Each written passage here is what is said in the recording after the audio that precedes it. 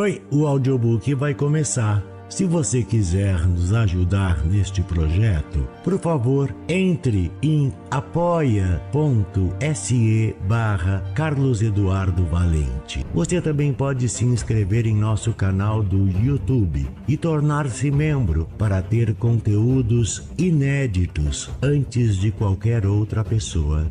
Espero que gostem do que vão ouvir. Um grande abraço a todos. Use seu fone de ouvido para uma maior imersão. Do narrador, Carlos Eduardo Valente.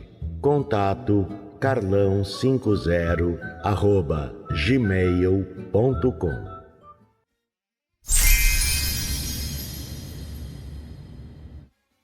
Restos de Carnaval, de Clarice Lispector. Não deste último carnaval, mas não sei porquê, este me transportou para minha infância e para as quartas-feiras de cinzas nas ruas mortas, onde esvoaçavam despojos de serpentina e confete. Uma ou outra beata com um véu cobrindo a cabeça ia à igreja, atravessando a rua tão extremamente vazia que se segue ao carnaval, até que viesse o outro ano. E quando a festa ia se aproximando, como explicar a agitação íntima que me tomava? Como se enfim o mundo se abrisse de botão que era em grande rosa escarlate. Como se as ruas e praças do Recife enfim explicassem para que tinham sido feitas. Como se vozes humanas, enfim, cantassem a capacidade de prazer que era secreta em mim. Carnaval era meu. No entanto, na realidade, eu dele pouco participava. Nunca tinha ido a um baile infantil, nunca me haviam fantasiado. Em compensação, deixavam-me ficar até umas 11 horas da noite à porta do pé de escada do sobrado onde morávamos, olhando ávida os outros se divertirem. 2 coisas preciosas eu ganhava então e economizava-as com avareza para durante os 3 dias. Um lança-perfume e um saco de confete. Está se tornando difícil escrever, porque sinto como ficarei de coração escuro ao constatar que mesmo me agregando tão pouco à alegria, eu era de tal modo sedenta que um quase nada já me tornava uma menina feliz. E as máscaras? Eu tinha medo. Mas era um medo vital e necessário porque vinha de encontro à minha mais profunda suspeita de que o rosto humano também fosse uma espécie de máscara.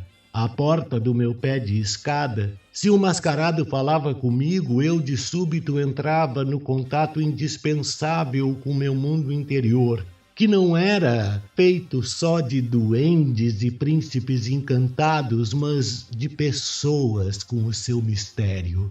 Até meu susto com os mascarados, pois, era essencial para mim. Não me fantasiavam. No meio das preocupações com minha mãe doente, ninguém em casa tinha cabeça para carnaval de criança. Mas eu pedi a uma de minhas irmãs para enrolar aqueles meus cabelos lisos que me causavam tanto desgosto e tinha então a vaidade de possuir cabelos frisados pelo menos durante 3 dias por ano. Nesses 3 dias ainda, minha irmã acedia ao meu sonho intenso de ser uma moça. Eu mal podia esperar pela saída de uma infância vulnerável. E pintava minha boca de batom bem forte, passando também rouge nas minhas faces. Então eu me sentia bonita e feminina, eu escapava da meninice.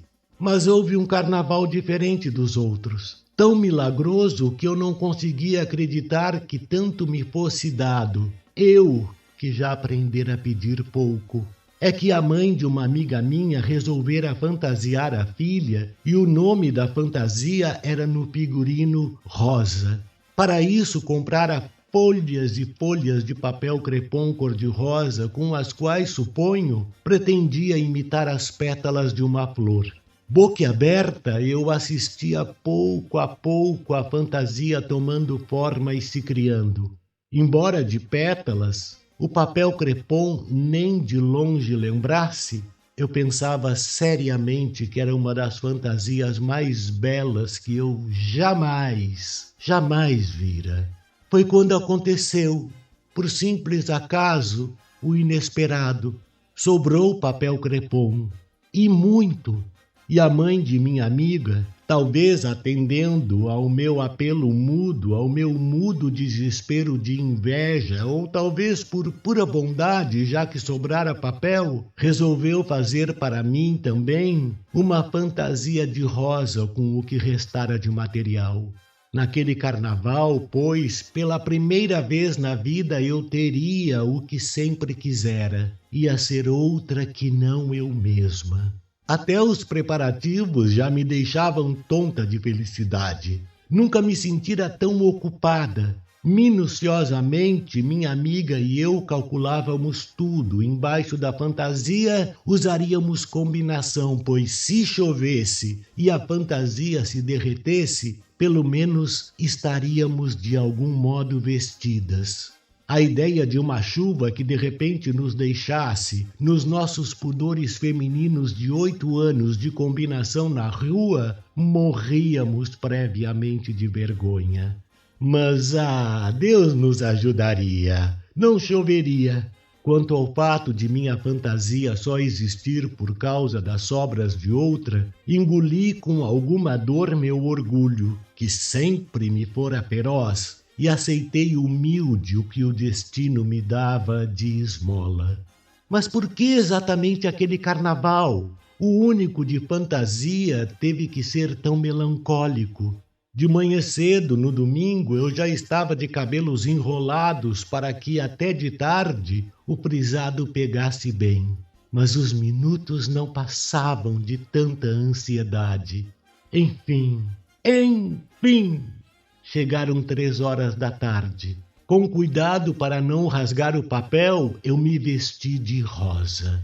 Muitas coisas que me aconteceram tão piores que estas, eu já perdoei. No entanto, essa não posso sequer entender agora. O jogo de dados de um destino é irracional? É impiedoso. Quando eu estava vestida de papel crepom, todo armado, ainda com os cabelos enrolados e ainda sem batom e ruge, minha mãe de súbito piorou muito de saúde. Um alvoroço repentino se criou em casa e mandaram-me depressa comprar um remédio na farmácia. Fui correndo vestida de rosa, mas o rosto ainda nu.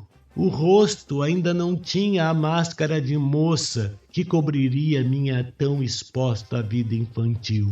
Fui correndo, perplexa, atônita, entre serpentinas, confetes e gritos de carnaval.